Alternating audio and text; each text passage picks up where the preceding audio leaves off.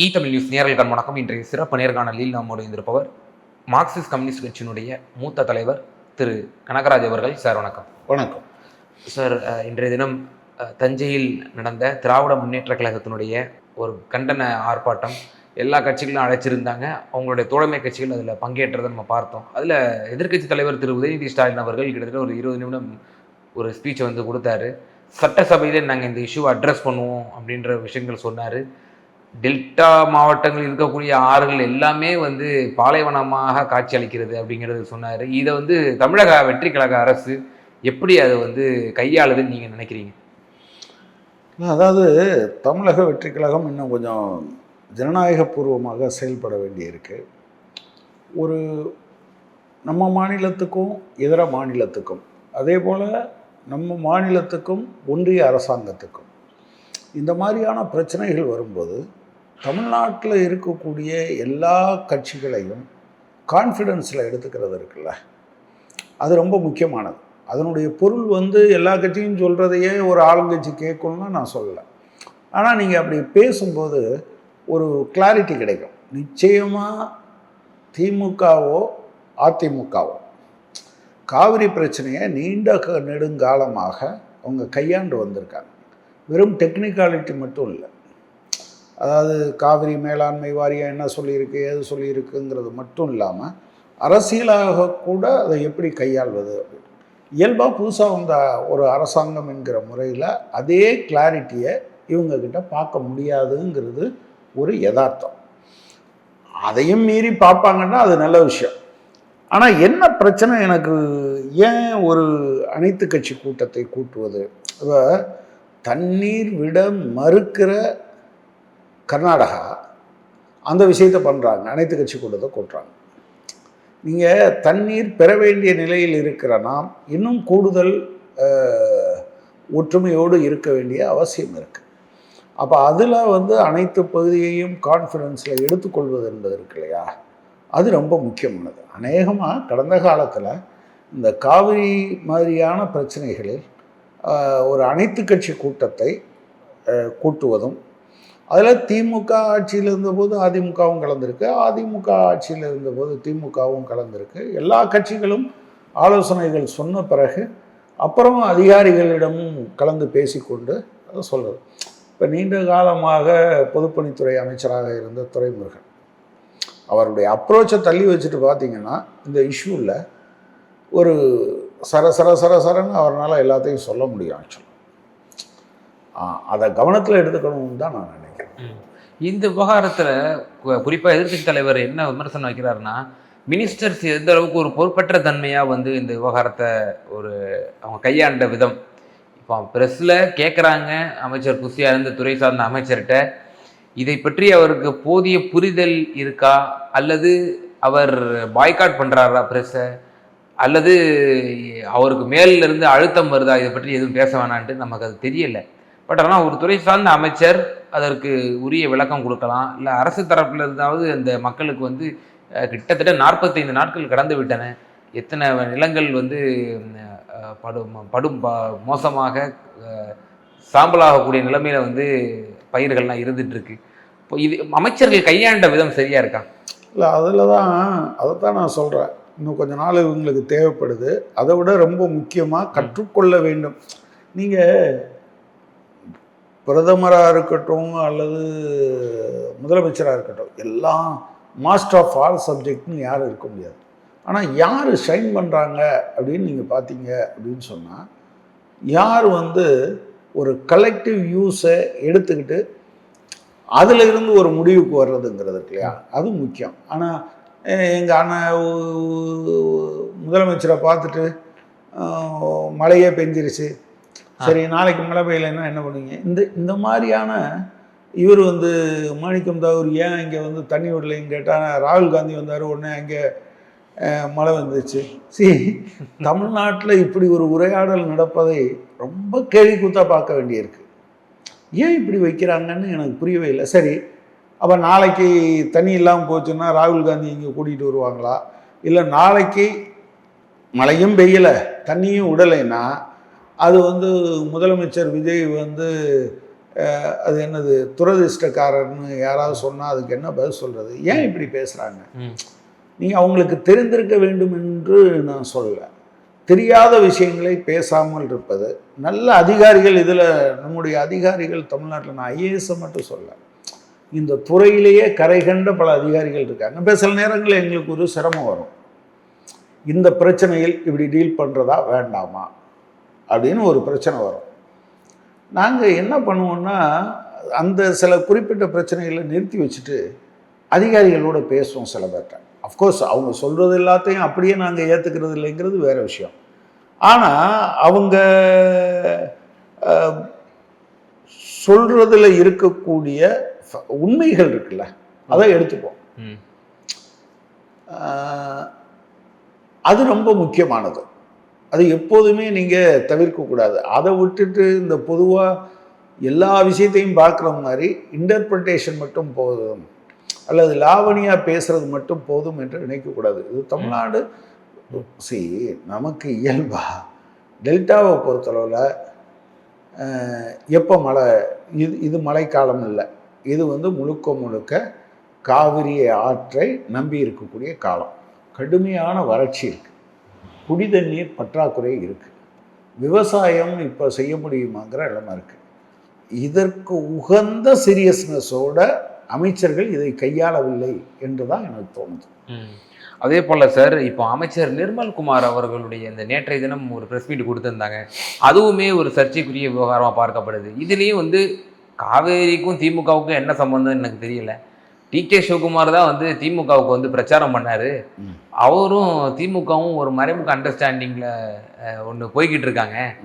அதனுடைய எதிரொலியாகத்தான் திமுக இதில் ஒரு அரசியலும் பண்ணுது அப்படிங்கிற மாதிரி அவர் ஒரு இதை சொல்கிறாரு. இது எப்படி எடுத்துக்கொள்வது? இது நம்ம தமிழ்நாடு எல்லாரும் இது கட்சி பேதமின்றி எல்லாரும் ஒரு சேர இருக்கிறோம். பிஜேபி கூட அணை கட்டக்கூடாதுன்னு சொல்லும். ஏன் இப்போ நல்லா சீரியஸாக கேள்வி கேட்டுருக்கீங்க, திடீர்னு ஜோக் அடிக்கிறீங்க? அங்கே அணை கட்டக்கூடாதுன்னு அங்கே ஊர்வலம் போயிட்டு இருக்காங்க. இங்கே நம்ம தஞ்சாவூரில் தண்ணி திறந்து விடு அணை கட்டுன்னு. அங்கே கர்நாடகாவில் அவங்க எல்லாம் ஊர்வலம் போய்கிட்டு இருக்காங்க, இல்லை தண்ணி விடக்கூடாது அணையை. தமிழ்நாடு பிஜேபி தமிழ்நாடு பிஜேபி ஒரு ஆல் இந்தியா பார்ட்டி எப்படி இப்படி இருக்க முடியும்? உங்க தோழமை சக்தியால காங்கிரஸ் இப்படி கேளுங்க கொஞ்சம். அதனால தான் நான் என்ன சொல்றேன், நீங்க சீரியஸா பேசிட்டு இருக்கீங்கள, ஜோக் அடிக்கிறது மாதிரி கேள்வி கேட்டீங்க. சரி சரி, அமைச்சர் நிர்மல்குமாரனுடைய பேச்சை எப்படி பாக்குறது? இதுக்கும் திமுக தான் காரணமா? டிகே சிவகுமாரை வச்சு அரசியல் பண்ணுதா டிஎம்கே? தாவேக அரசுக்கு ஒரு நெருக்கடி கொடுக்கறதுக்கு? இல்ல, இவங்களுக்கு கொஞ்சம் நிதானம் தேவைன்னு தான் நான் நினைக்கிறேன். நான் என்ன கேட்கிறேன், இன்னைக்கு டிகே சிவகுமார், சரி, இதுக்கு முன்னால சித்தராமையா, சரி, அதுக்கு முன்னால பிஜேபி இருந்திருக்கு, ஆமா, பொம்மை இருந்தார், பசவராஜ் பொம்மை இருந்தார். நான் என்ன கேட்குறேன், எல்லாரும் இருந்த காலத்தில் இந்த பிரச்சனை இருக்கு. காவிரி பிரச்சனை இன்னைக்கு மட்டும் இருக்க பிரச்சனையா? ரெண்டாவது, அந்த அட்டாக் ரொம்ப மோசமான அட்டாக். ஆக்சுவலாக காங்கிரஸ் அது காங்கிரஸ் தமிழ்நாட்டினுடைய நலனை பற்றியும் இது கவலை இல்லை, அப்படித்தானே அர்த்தம்? அது தன்னுடைய அரசியல் நலனை பற்றியும் கவலை இல்லை. அதில் இருக்கக்கூடிய ஒரு நபரோடு திமுக உறவு வைத்து கொண்டால் தமிழ்நாட்டினுடைய நலன் காவு கொடுக்கப்படும் என்று சொன்னால், ஒன்று ராகுல் காந்தியை குற்றம் சாட்டுறது, அவர் தன்னுடைய கட்சியை ஒழுங்காக வச்சுக்க முடியாது. ரெண்டு, டிகே சிவகுமாரை நீங்கள் இப்படி பார்க்குறதில்ல. நான் என்ன கேட்குறேன், இதெல்லாம் இந்த அரசியல் லாவணிகள் இருக்குல்ல, அதை தள்ளி வச்சுட்டு ரயிலாவே கொஞ்சம் சீரியஸாக பார்க்க வேண்டிய அவசியம் இருக்குது. அதை அவங்க பார்க்கட்டும். கொஞ்சம் அதிகாரிகளோட, நல்ல அதிகாரிகள் பல பேர் இருக்காங்க, அவங்களோட பேசட்டும். எக்ஸ்பர்ட், இதுக்கு வெளியே இருக்கக்கூடிய எக்ஸ்பர்ட் பல பேர் இருக்காங்க, அவங்ககிட்ட எல்லாம் பேசலாம். இந்த நீர்வளத்துறை சார்ந்த டாக்டர் ஜனகராஜன் போன்றவர்கள் இதில் எல்லாம் தொடர்ச்சியாக, ராமசாமின்னு நினைக்கிறேன், ஒரு ரிட்டையர்டு சிஇ, அந்த மாதிரி அவங்கெல்லாம் சொல்ல முடியும். அவங்ககிட்ட எல்லாம் நீங்கள் விவரங்களை எடுத்துக்க முடியும்.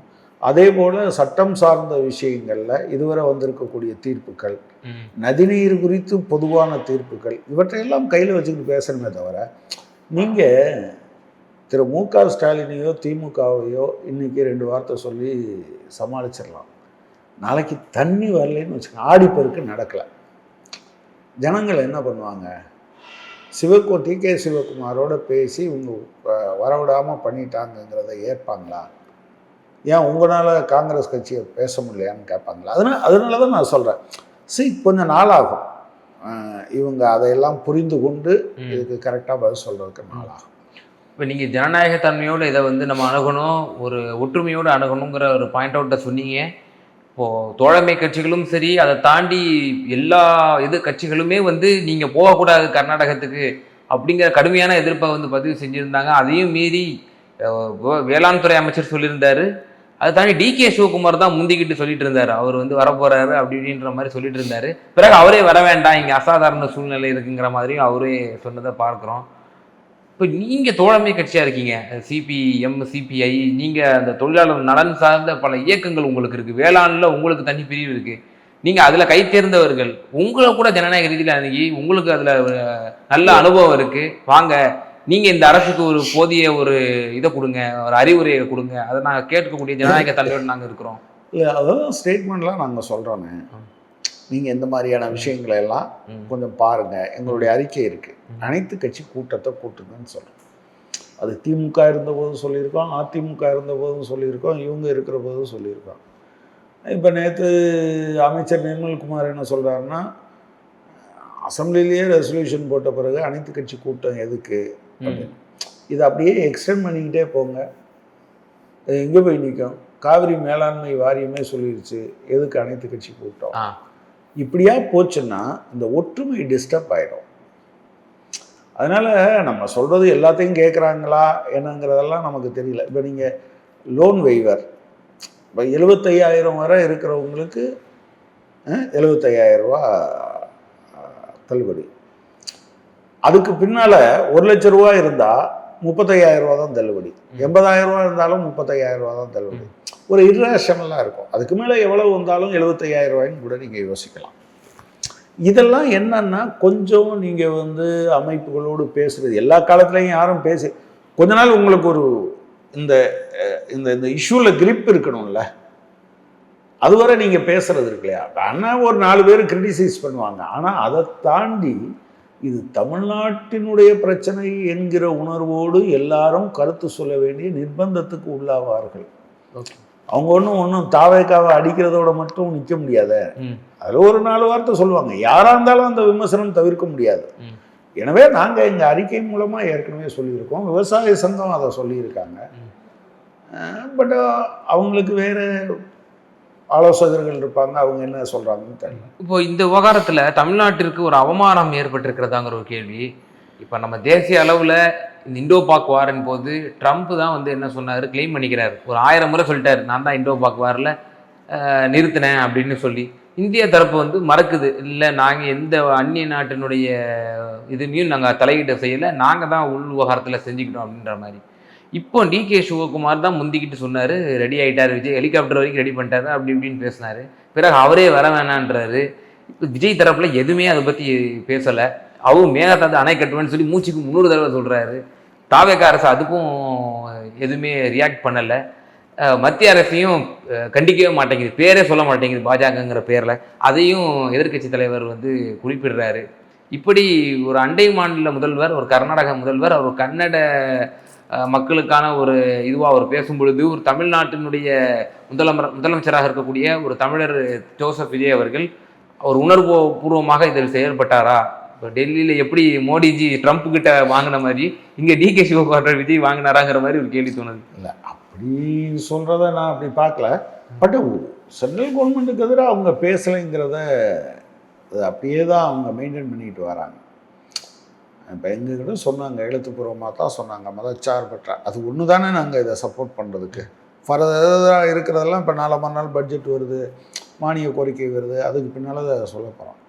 பட் நீங்கள் வந்து அந்த தலைமை சொல்லுது, ஆனால் ஒரு வேளாண் துறை அமைச்சர் இதை எடுத்துக்கிட்டு திருப்பதி கோயிலுக்கு போகிறாரு. இப்போ இதெல்லாம் என்ன ஆகும்னே தெரில, ஒரு டேஞ்சரஸ் சுச்சுவேஷன். இப்போ அமைச்சர் ராஜ்மோகன் ஒன்றுக்கு மேற்பட்ட முறை வந்து பள்ளிக்கூடங்களில் எதுவும் பண்ணாதீங்க அப்படின்னு சொல்லியிருக்காங்க. நான் ரொம்ப சீரியஸாகவே சொல்கிறேன், எனக்கு ரொம்ப கவலையாக இருக்குது. தமிழ்நாட்டினுடைய கல்வி சூழல் டிஸ்டர்ப் ஆகுது. அவங்க அமைச்சர் கீர்த்தனா போனாங்க.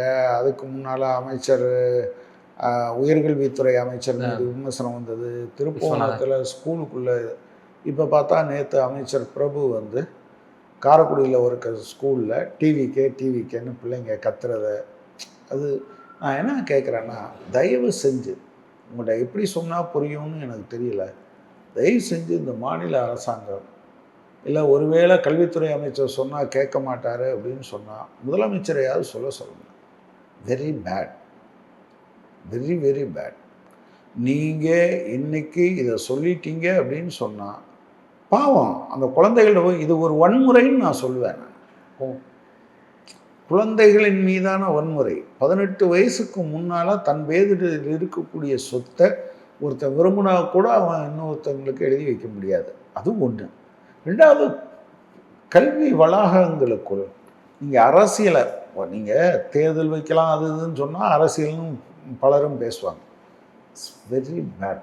நீங்கள் வந்து ஒரு யூ ஆர் டூயிங் டிஸ்சர்வீஸுங்கிறத, கல்வி வளாகங்களுக்குள் போகக்கூடாதுங்கிறத அமைச்சர்கள் ஸ்ட்ரிக்டாக ஃபாலோ பண்ணல அப்படின்னு சொன்னால் ஒரு குறிப்பிட்ட ஸ்டேஜில் மக்கள் அதுக்கு எதிராக ரொம்ப கடுமையாக ரியாக்ட் பண்ணுவாங்க.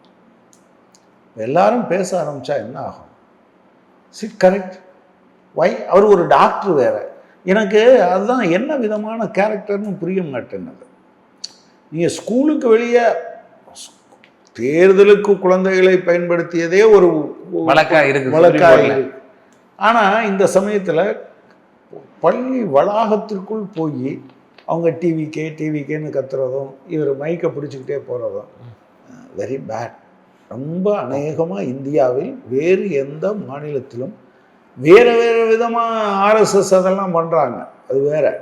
எப்படி நீ கூட சாவித்ரி கண்ணன் என்கிற மூத்த பத்திரிகையாளர் அவர் வந்து ஒன்று எழுதியிருக்காரு. என்டிஏ நேஷனல் டெஸ்டிங் ஏஜென்சி எப்படி ஆர்எஸ்எஸ்ஸால் அப்படியே உருவாக்கப்பட்டு எப்படி அது இருக்குது, அதனுடைய காம்போசிஷன் என்னென்னலாம் சொல்கிறார். அந்த மாதிரி மறைமுகமாக வருவாங்களே தவிர நேரடியாக ஒரு கட்சின்னு போய் நிற்காதீங்க. அமைச்சர்கள் தயவு செஞ்சு உங்களை கெஞ்சி கேட்டுக்கிறேன், நீங்கள் வேறு என்னத்தையாவது பண்ணிட்டு போங்க. இந்த கல்வி வளாகத்தினுடைய சூழ்நிலையை உங்கள்கிட்ட எப்படி பேசினா தெரியும் தெரில. ஆனால் இந்த கல்வி சூழலை மாணவர்களை ஒருவேளை அவங்க ஜென் ஆல்ஃபாவை டார்கெட் வைக்கலாம் அப்படின்னு நினைக்கிறாங்களான்னு தெரில. அப்படியெல்லாம் யாரையும்லாம் ஹோல்டு பண்ண முடியாது. ரெண்டாவது, எந்த காரணத்தை முன்னிட்டும் கல்வி வளாகங்களுக்குள் பண்ணவே கூடாது. தயவு செஞ்சு முதலமைச்சர் இதில் தலையிடணும். இல்லைன்னா நீங்கள் கான்ஃபரன்ஸ் பண்ணணும். ஆக்சுவலாக அரசியல் இயக்கங்கள், கட்சிகள், அமைச்சர் இப்படி உள்ளே போய் ஒரு கட்சி சார்ந்த விஷயத்தை பண்ணால் பொதுமக்கள், பெற்றோர்கள், அரசியல் கட்சிகள், இயக்கங்கள் இதை செய்யாதீங்கன்னு நிறுத்தணும். ஏன்னா இது எங்கே போய் நிற்கும்னு எனக்கு தெரியலையே. நான் ரொம்ப கவலையோடு சொல்கிறேன். ரொம்ப கவலையாக இருக்குது. இது ஃபஸ்ட்டு இன்சிடெண்ட் இல்லை. இது 5வது இன்சிடெண்ட்டோ 6வது இன்சிடெண்ட்டோ. இங்கே காஞ்சிபுரத்துலேயோ செங்கல்பட்டுலேயோ உள்ளே போய் முதலமைச்சர் படத்தை மாட்டுங்கன்னு சொல்லி ரீல்ஸ் எடுத்து போட்டாங்க. திருப்புவனத்தில் அதை பண்ணாங்க. அப்புறம் நீங்கள் மேலூரில் உயர்கல்வித்துறை அமைச்சர் கீர்த்தனா அவங்க மாவட்டத்தில் ஒரு குழந்தைய, அதெல்லாம் ரொம்ப சீரியஸான கேஸு. உண்மையிலே அது வழக்காச்சுன்னு சொன்னால் அவங்க தண்டனைக்குரிய குற்றத்தை பண்ணுறாங்க.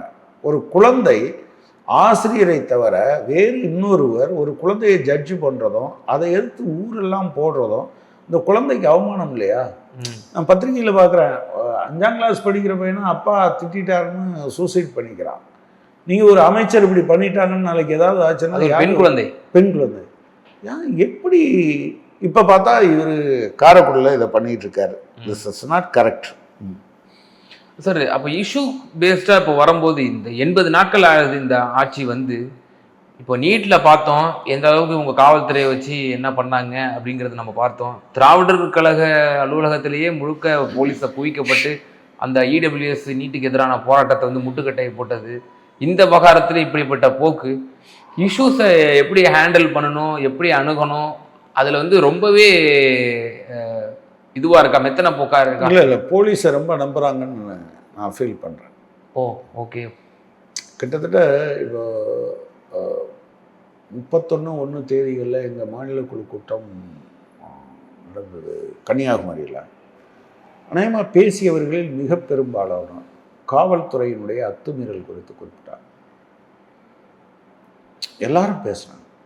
அதாவது நீங்கள் பேட்ச் போடாமல் வர்றது, அந்த 2 பேரையும் எப்படி அடிச்சிருக்காரு. அதாவது நகத்தை வச்சு பிராண்டுறது, மிருகங்களா இதெல்லாம் நடவடிக்கை எடுத்துருக்கணும். கழுத்தை பிடிச்சி இப்படி இழுத்துட்டு போகிறது, கழுத்தை பிடிச்சி என்ன அவன் கிரிமினலா?